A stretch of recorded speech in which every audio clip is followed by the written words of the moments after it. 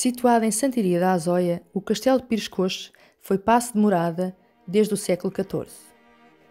O primeiro proprietário conhecido foi Diogo Afonso de Alvernaz, subjuiz do rei Dom João I entre 1387 e 1409 e registando-se como vassalo régio a partir de 1393. Era um homem letrado, possuidor de várias propriedades e imóveis, bem conceituado junto da coroa portuguesa. Faleceu em 1409. Em 1421, a sua viúva, Dona Joana de Zuzarte, casou em segundas núpcias com Nuno Vasques de Castelo Branco, valoroso cavaleiro que participou da tomada de Ceuta, lutando entre os homens do infante Dom Duarte juntamente com os seus irmãos.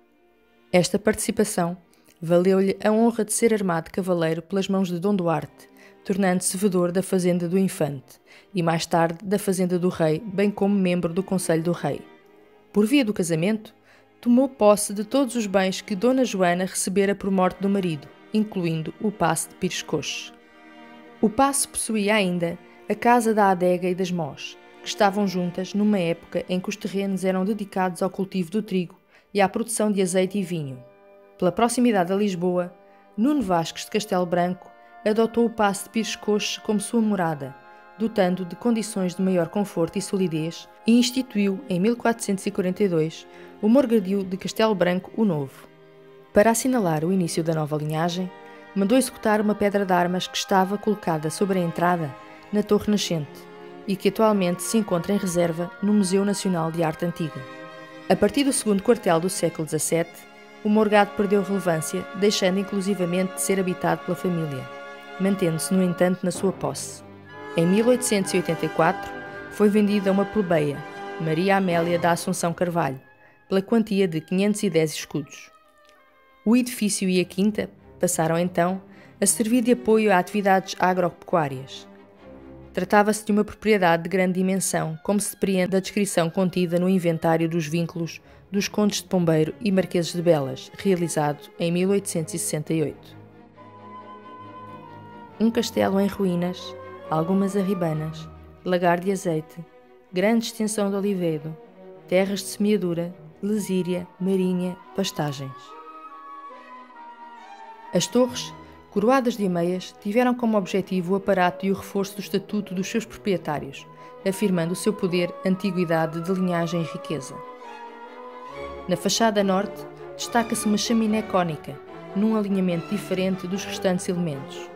A boca de fogo desta chaminé, em arco abatido, é bastante alta e profunda, pelo que poderá ter correspondido a uma chaminé de cozinha e não de um salão, eventualmente a área da cozinha do paço. O pátio central, que organizava as diferentes áreas do paço, seria menor do que atualmente, tendo presente a descoberta de alicerces de um muro de orientação sul-norte, a meio do pátio. O seu forte embasamento permite aventar que se trata de um muro exterior e que corresponde a uma fase mais antiga de ocupação do paço.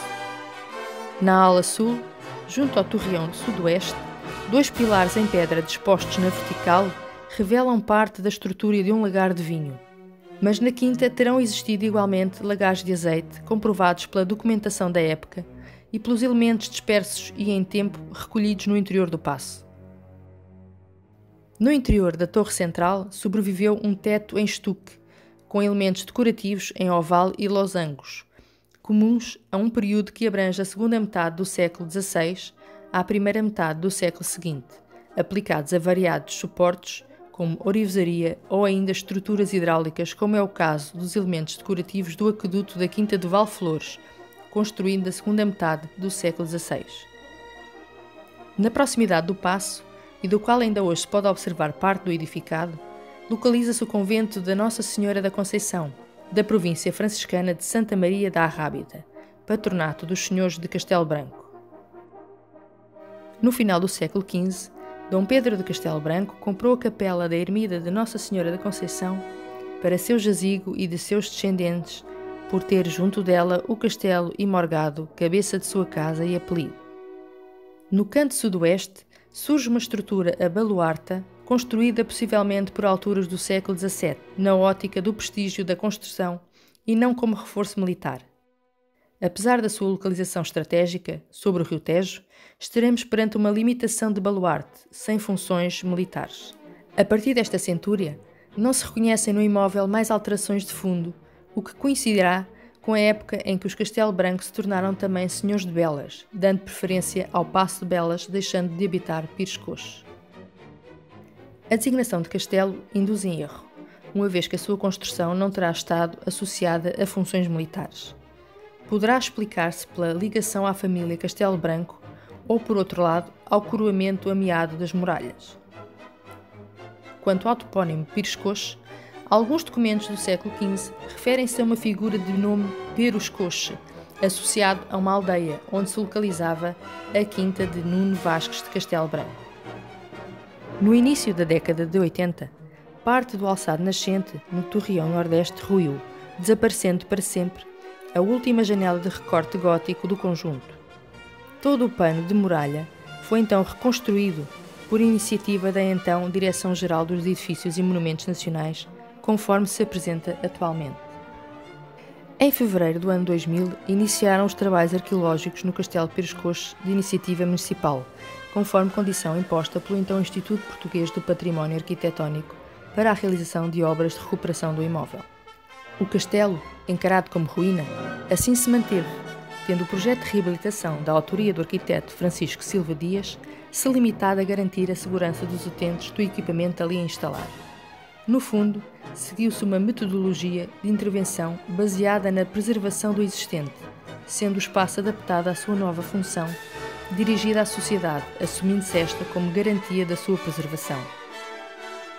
Em 2001 era inaugurada a Galeria Municipal do Castelo Pires Coxe, acolhendo a função nobre de divulgar e promover a cultura no seio da comunidade local. A imponência arquitetónica e a sua posição destacada na paisagem sempre fizeram deste imóvel uma presença muito forte e sentida no seio da comunidade que o acolhe. Paço de morada de nobres e fidalgos, símbolo de poder, sentinela do Tejo, apoio a atividades agropecuárias, serviu sempre um propósito: as pessoas. Preservar este património significa preservar a memória de todos quantos o habitaram, visitaram ou por ele simplesmente passaram. Significa igualmente que as pessoas continuem a usufruir deste espaço, mantendo-o vivo e contribuindo para o enriquecimento da sua história.